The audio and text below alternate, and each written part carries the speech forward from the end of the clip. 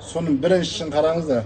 Қыз бала бірінші дүниеге келді ме, сол қыз баланың туылған құрметі үшін Алла Тағала бір періштені жаратады да, сол ата анасына истиғфар айтып отырады.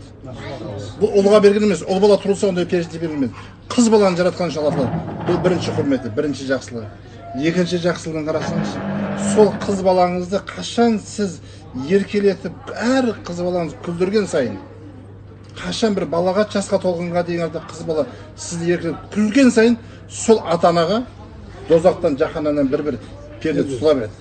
Арасына перде тұтыла береді. Әр қызыңызды қалай күлдіресіз? Кәмпит беріп күлдірсеңіз де, еркелетіп күлдірсеңіз де, ұл балаңызды қанша күлдірсеңіз онда перде жоқ.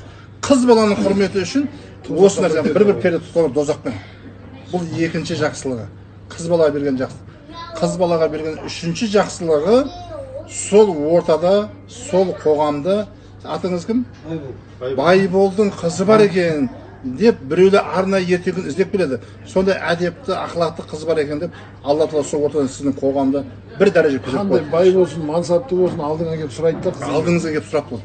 Бұл ұл балаға берген, қыз балаға берген не бар? Үшінші жақсылығы қыз бала.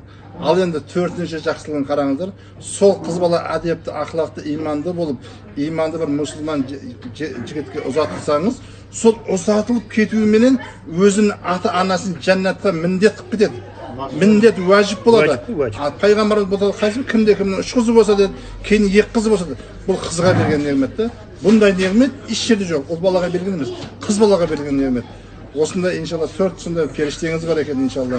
Алла бес періштеңіз бар екен иншалла. Бұдан кейін де келіп жатса да қыз бала келіп жатса да қуанып қасына